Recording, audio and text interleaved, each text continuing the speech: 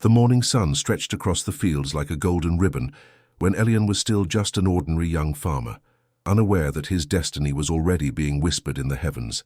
The soil beneath his feet was warm, familiar, and steady, the kind of ground that anchors a man to the life he believes he is meant to live. Oxen pulled the plow with rhythmic determination, and the sound of iron slicing the earth had become the very pulse of his everyday existence.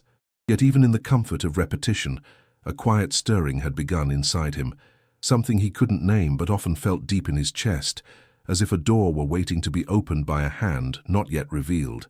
As he moved across the field, the breeze shifted, colder than it should have been for that season, making the hair on his arms rise. He looked up, expecting clouds or a storm forming on the horizon, but the sky remained impossibly clear. Then, without a whisper of warning, a lone figure appeared at the edge of the field, walking with the kind of certainty that belonged only to those who carried divine purpose. The man's presence seemed to bend the silence around him, as though the very air recognized authority and made room for it. Elian felt his heart stall for a moment, caught between awe and fear, sensing that nothing would remain the same after this encounter. The stranger approached until his shadow merged with Elian's, and without a single word, he lifted a heavy garment from his shoulders, an ancient mantle woven with prophetic weight, and placed it gently over Elian's back. The fabric was rough and warm, but what struck Elian wasn't the texture. It was the surge of power that coursed through him, as if the mantle carried the echo of heaven itself. His knees weakened, not from the weight of cloth, but from the realization that the gesture was not symbolic, not casual, not temporary.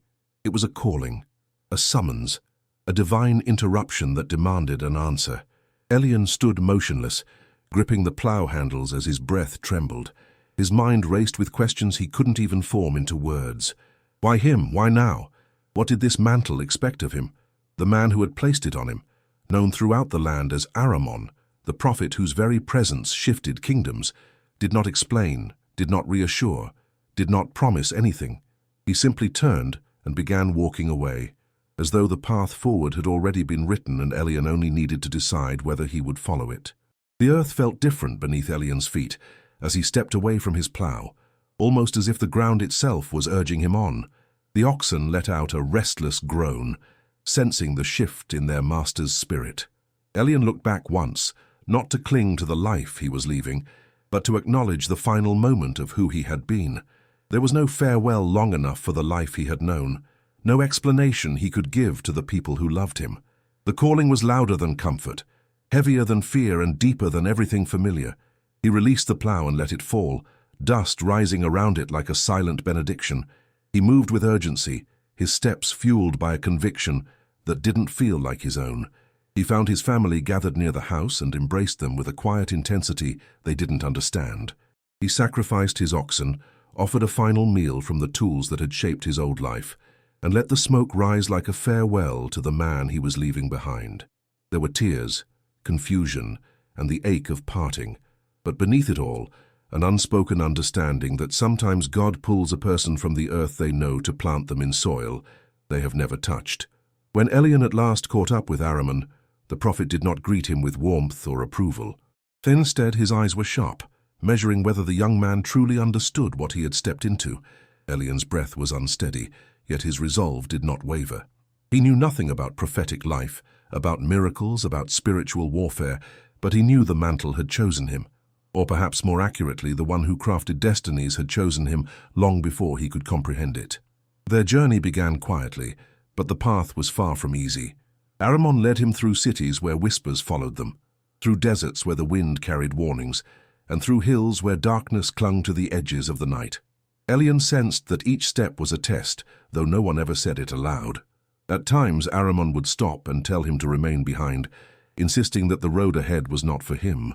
But each time Elian stepped closer instead, refusing to turn away from what he felt growing inside him: faith, loyalty, and something like holy determination. The prophet watched him with a mixture of challenge and approval, though the approval was always silent. Aramon's eyes seemed to ask the same question again and again: do you understand what this mantle costs? And though Elian had no real answer, the fire in his spirit answered for him. Not even the rising danger around them, nor the sharp glances from other prophetic communities, could shake his commitment. He followed, not because he understood, but because he trusted the one who called. As they approached the final city before the great river, the air thickened with a heaviness that Elian had never sensed before. It was as though creation itself was holding its breath. Even Aramon, who rarely showed emotion, grew quieter, more contemplative. Elian felt a strange tension in the air, not of fear but of impending revelation. Something monumental hovered just beyond sight, and though he didn't know what, his spirit trembled with anticipation. The river came into view, a wide, relentless current that roared like a living creature. Aramon stepped forward and removed the very mantle that had begun Elian's transformation. With a grace that defied age, he struck the water with it. Elian watched, heart thundering as the river split open, revealing a dry path carved by divine force.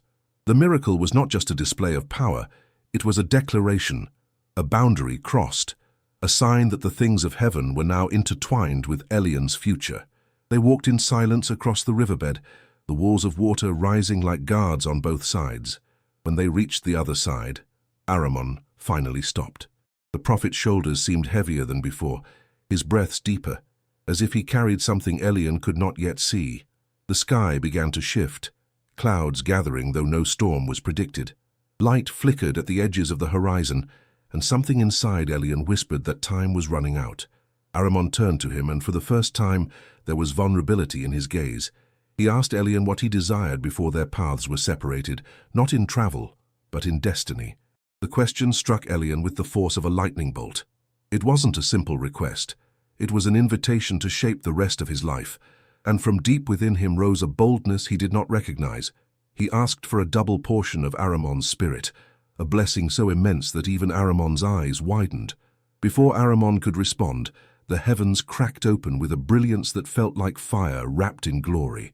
A chariot of flame, pulled by horses brighter than lightning, descended with a roar that rattled the very air. The wind howled with supernatural force as the chariot rushed between them, severing their final earthly bond. Elian stumbled back, shielding his face, eyes burning from the intensity of divine fire, while Aramon was lifted into the heavens in a whirlwind that no human could withstand. Elian cried out, not in fear but in grief and awe, and when the fire and wind finally vanished, the silence that followed felt like the whole world had exhaled. At his feet lay the mantle once more, no longer as a symbol of invitation, but as a declaration of identity. He picked it up with trembling hands, the fabric warm as though it still carried the heat of the divine. The weight upon his shoulders was no longer borrowed, it was now his. With the mantle resting across him, Elian stood at the edge of the river he had just crossed. The waters had returned to their natural fury, daring him to prove that he truly carried the legacy he had requested. His heart pounded. Doubt flickered for a brief moment, but the fire in his spirit surged higher. He rolled the mantle firmly in his hands and struck the surface of the river, echoing the act he had witnessed. For a breathless moment, nothing happened. Then suddenly the waters tore apart once again, obeying not the man but the God behind him. And as Elian stepped onto the dry path, the world recognized that a new prophet had risen. When Elian crossed back over the river, the mantle resting upon his shoulders felt as if it pulsed with a life of its own, a steady reminder that everything he had once known had dissolved into dust behind him. The prophets who had been watching from a distance whispered among themselves, their voices carrying a mix of awe and uncertainty. They had seen Aramon depart in a celestial blaze, but witnessing the waters part at Elian's command left no room for doubt. Something divine now walked with him. Elian felt their eyes on him, but he paid them no mind, for his heart was still trembling from the whirlwind that had taken his mentor.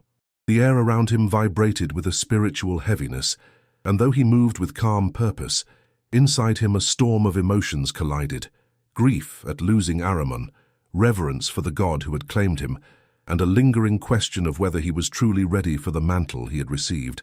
Yet each step grounded him further into this new identity, as though the earth itself acknowledged him as a chosen vessel.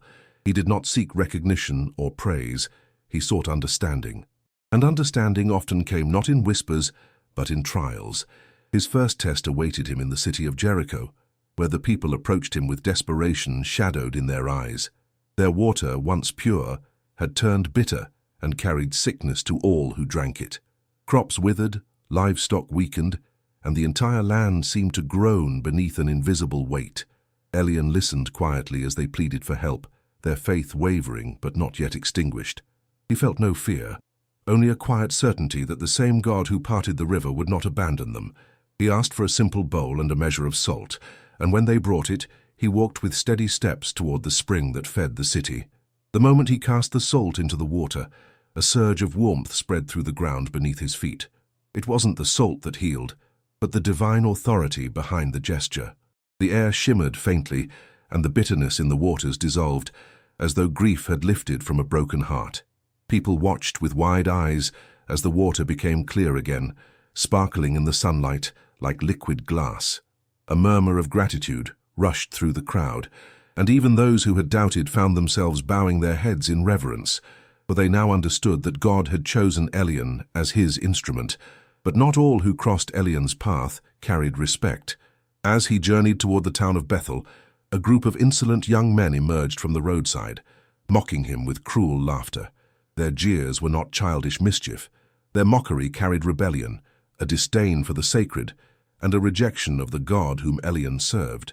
They insulted his appearance, his calling, even the mantle upon his shoulders.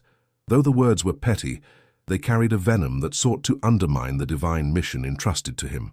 Elian's eyes sharpened as he faced them, feeling the weight of heaven's authority stir within him. He did not respond in anger, for a prophet's heart is not easily swayed by insult. Instead, he turned his gaze heavenward, calling upon the God who judges the heart. The atmosphere shifted, as though the earth itself had taken offense on his behalf.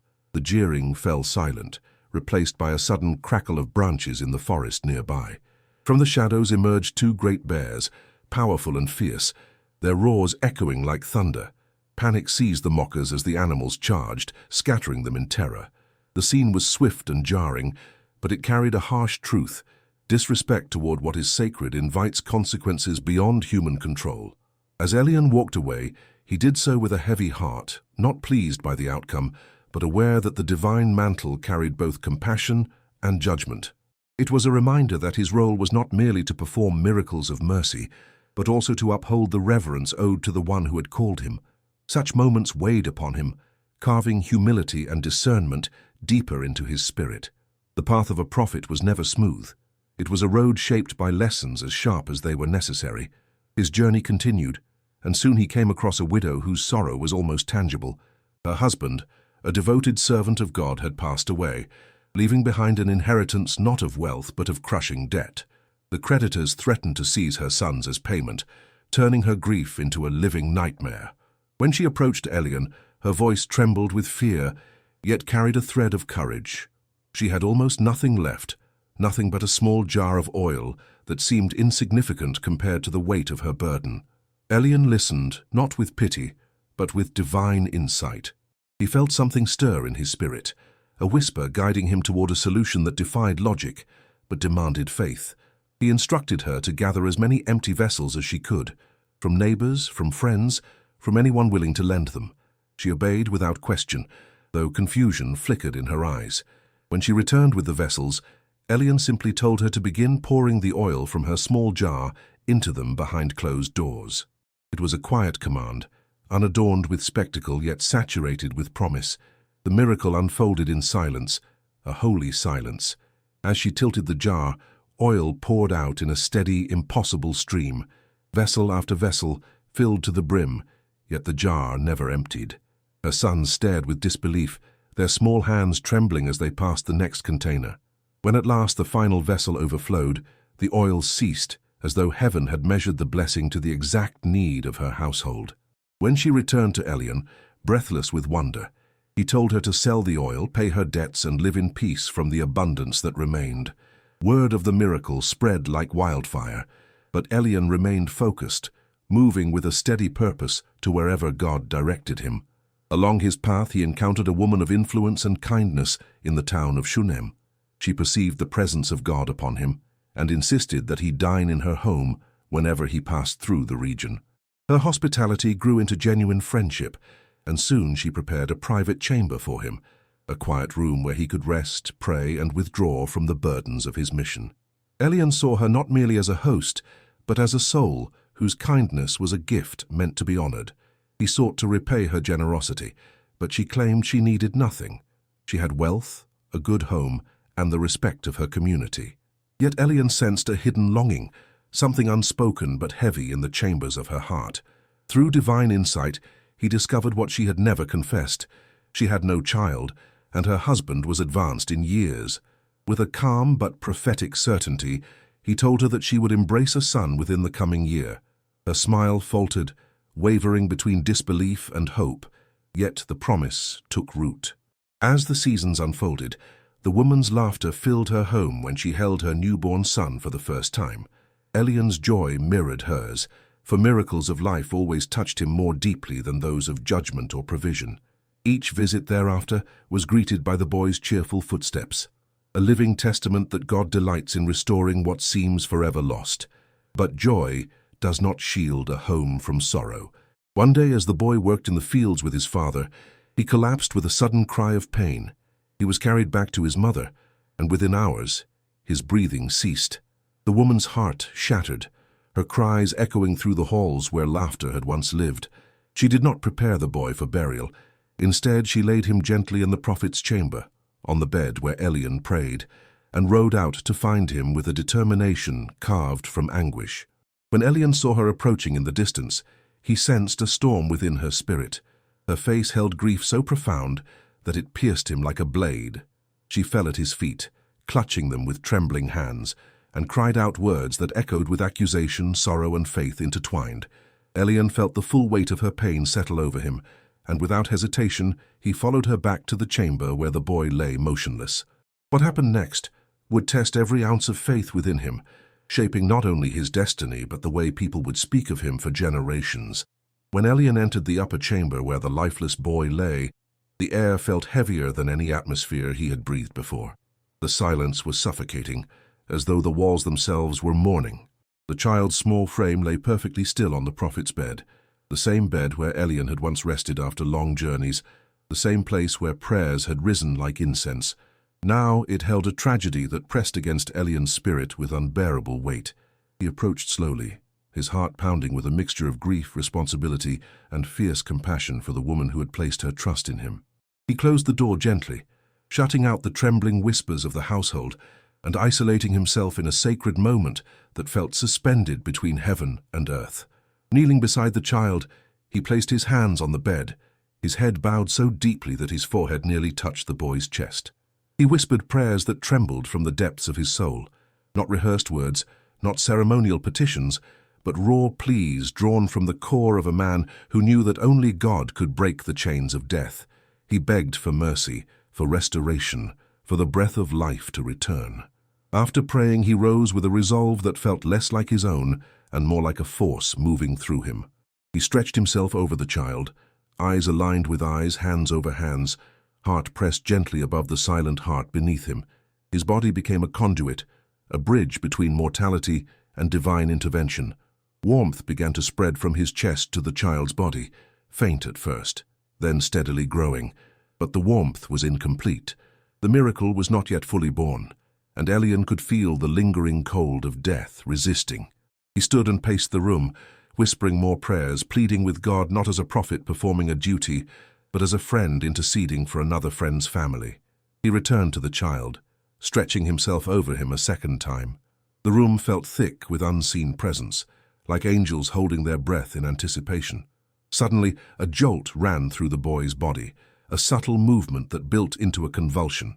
Then, as if death itself cracked open, the child sneezed once, twice, until 7 full breaths burst from him, driving the cold away and pulling life back into his lungs. Elian stepped back, tears blurring his vision as the boy's eyes fluttered open. Life, soft, fragile, miraculous, was staring back at him.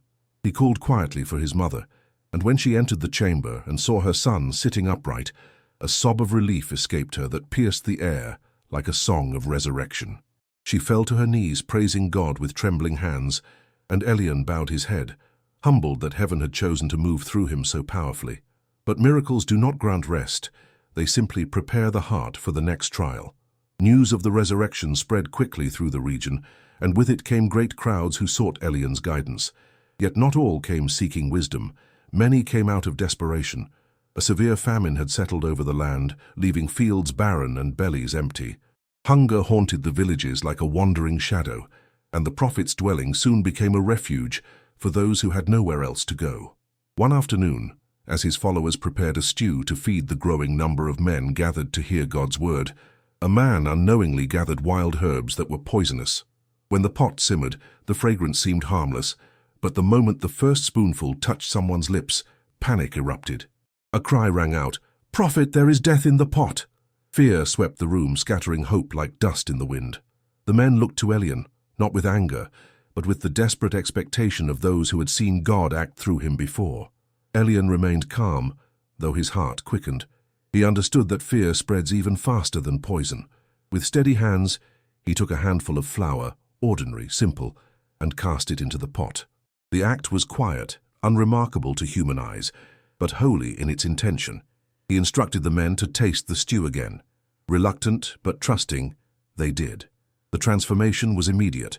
The poison was gone, replaced by warmth and nourishment. What had been death became life again, because the God who watches over his people wastes nothing, not even a pot of ruined stew. This miracle of deliverance flowed seamlessly into another moment of divine provision. As evening approached, a man arrived carrying 20 small barley loaves and fresh grain, an offering meant to honor the prophet. But before Elian could thank him, he heard the rumbling hunger of the crowd. 100 men sat waiting for food, their eyes hollow but hopeful. The servant beside Elian hesitated, whispering that the offering was not nearly enough to feed them all. It was a moment that mirrored the widow's jar, a moment where human logic collided with divine abundance. Elian placed his hand over the loaves, lifting his gaze heavenward. He did not pray loudly or theatrically. He simply breathed a quiet invocation of trust. Then he instructed his servant to distribute the bread. The servant obeyed, expecting the loaves to vanish quickly, but instead something astonishing happened. Each man received a portion, then another, and then more still. The bread did not diminish. It stretched, expanded, and multiplied in their hands as though God himself were breaking it.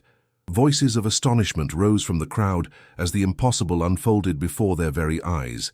Men who had arrived weak from hunger now ate until they were fully satisfied. When they finished, baskets of leftovers remained, physical proof of a spiritual truth. Scarcity is never a barrier where God chooses to provide. Elian watched the scene with quiet gratitude, understanding that miracles weren't meant to prove his power, but God's compassion. As the crowd dispersed into the twilight, Elian felt a familiar tug in his spirit, a quiet whisper nudging him toward a new direction. He sensed that his next encounter would not be with the poor or the hungry, but with someone powerful, someone whose need ran deeper than wealth could measure. The prophet did not know the man's name, only that a shadow of suffering was traveling toward him, carried by the wind like a warning. Far from Elian's dwelling, across distant borders, a man of high command wrestled with a despair he could not defeat. His name was Nares, a renowned military leader whose victories were etched into the memory of nations. Yet beneath the armor of honor and authority, his flesh bore a disease that mocked his power, an incurable affliction that stripped him of dignity. Despite his influence, his wealth, and his fearsome reputation, he was helpless. And in that helplessness, a seed of humility began to take root. What Nares did not know was that fate, guided quietly by divine hands, was already weaving his path toward the prophet who would change everything. Nares arrived at Elian's region with the weight of both pride and desperation pressing on his shoulders. Though he commanded armies and shaped the outcomes of wars, he now found himself powerless against the disease consuming his flesh. The affliction had reduced him from a celebrated warrior to a man who flinched at his own reflection. Yet the faint whispers of a young servant girl in his household, whispers of a prophet in a distant land who held the touch of heaven, planted a fragile hope within him. It was that small seed of hope, watered by suffering, that led him across borders to Elian's humble dwelling. When Nares reached the prophet's home, he expected reverence, a ceremonial welcome, and words of grandeur befitting a man of his rank. But instead he found silence, a plain house with no signs of royalty, and no prophet waiting at the door to greet him. In fact, Elian did not even step outside. He sent a servant to deliver a simple message. Nares was to wash himself 7 times in the river, and his flesh would be restored. The words felt like an insult, Neres felt the heat rise in his cheeks. He had crossed nations, brought gifts, and humbled himself only to be told to bathe like a child. Anger burned through him as he turned away, muttering that the rivers of his homeland were far better than this dusty stream. But his attendants pleaded with him, their voices soft but firm, reminding him that if the prophet had asked for a grand, impossible task, he would have obeyed without hesitation. Why reject something so simple, especially when the cost was nothing but pride? Their reasoning struck a chord deep within him. Pride had always been his armor, but armor was useless against a sickness that cared nothing for honor. Reluctantly, Neres walked to the river. The water was cool, shimmering beneath the sun in a way that seemed almost expectant. He stepped into the current, his heart pounding. He submerged once, nothing, twice, nothing. 3, 4, 5 times, still the same diseased skin stared back at him. Doubt clawed at his mind, whispering that he had been a fool. Yet something stronger urged him on, a nearly invisible tug from heaven. On the 7th descent beneath the water, a warmth surged through him like liquid fire. When he rose, gasping for breath, the marks of disease were gone. His skin was smooth, renewed, unscarred. Neres fell to his knees, water dripping from his face as tears mingled with the river. For the first time in his life, he felt small, not in defeat, but in awe. He returned to Elian, not as a military commander, but as a humbled man seeking truth. He offered gifts of great value, treasures meant to honor the prophet who had given him back his life. But Elian refused every offering. He would not accept credit for a miracle that belonged solely to God. Neres left carrying not the prophet's wealth, but the prophet's God, etched deeply into his heart. Days passed, and the land around Elian began to stir with new conflict. Whispers of enemy armies approaching filled the air. Soon a powerful force surrounded the city, trapping its inhabitants in fear. Supplies dwindled, children cried in hunger, and even the bravest soldiers felt despair creep into their bones. Elian's young servant, seeing the vast army encircling them, ran to him trembling. "Master, what will we do?" he cried. The prophet looked out at the same horizon, but where the servant saw doom, Elian sensed the nearness of heaven. He placed a gentle hand on the young man's shoulder and prayed softly, "Lord, open his eyes so he may see." In that moment, something within the servant's sight shifted, like a veil lifted. His breath caught as he stared beyond the enemy forces. The hills surrounding the city were filled with luminous warriors, their chariots made of fire, their armor blazing with divine light. Thousands of celestial beings stood ready, forming an army that dwarfed the earthly threat. The young servant staggered backward in awe, overwhelmed by the revelation that heaven had been there all along, unseen but never absent. As the enemy forces prepared to strike, Elian stepped forward. He lifted his voice in prayer, not for destruction, but for confusion. Instantly the invading soldiers were struck with blindness of understanding, losing all sense of direction. They stumbled helplessly, unable to recognize their surroundings or their purpose. Guided by Elian's calm words, they followed him as if he were their commander. He led them not to battle but to mercy. When their blindness lifted, and they found themselves deep inside the city they planned to destroy, fear seized them. But instead of death, they were met with food, drink, and compassion. Elian instructed that they be fed and released unharmed. Shame burned in their hearts, but so did gratitude. They returned home with a story that silenced the drums of war. The prophet of God was protected by an army not of flesh, and mercy was stronger than vengeance. Though peace returned, Elian knew his journey stretched far beyond moments of dramatic deliverance. He walked through villages where children tugged at his cloak, where weary mothers sought hope, where farmers prayed for rain, and kings sought counsel. Everywhere he went, he carried the quiet certainty that God saw what others overlooked. This was the essence of his calling, not merely to perform spectacular miracles, but to reveal a God who cared for both nations and individuals, for widows and warriors, for broken hearts and barren fields. One afternoon, as Elian passed through a small settlement near the forest, he heard shouts of distress. A man, frantic and breathless, explained that he had lost the iron head of a borrowed axe in the river. While to others this might have seemed trivial, to the man it was a catastrophe. The tool was borrowed, precious, and impossible for him to replace. Elian did not dismiss his fear. Instead, he walked with him to the riverbank, kneeling beside the water's edge. He broke a small branch from a nearby tree, whispered a quiet prayer, and cast it into the river. The waters rippled, and to the man's astonishment, the heavy iron head floated to the surface as though defying the laws of nature. The man retrieved it with trembling hands, tears slipping down his cheeks. To him, this small miracle was greater than any spectacle of fire or angels. It proved that God cared about the smallest burdens. Elian smiled gently, reminded once again that the mantle he carried was not only for grand interventions, but for everyday mercies. As seasons changed and years unfolded, Elian became a steady flame in a darkening world. Kings sought him, families welcomed him, and nations respected the strength of the God he served. But Elian never gloried in his reputation. He knew that every miracle, every revelation, every moment of power flowed from a source far greater than himself.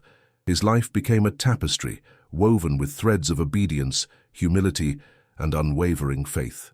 In the quiet of night, when he sat alone beneath the stars, he often remembered the moment the mantle first touched his shoulders. He had been a simple farmer, a young man with no knowledge of the divine weight destined for him. Yet God had chosen him, not for his strength but for his willingness, and through that willingness heaven had touched earth again and again. Elian's story became a testament whispered through generations, that God moves through the bold and the broken, through great wonders and gentle mercies, through storms of fire and moments of stillness. And though prophets rise and fall, though kingdoms rise and crumble, the power of God remains, ever present, ever near, ever ready to transform the lives of those who dare to believe.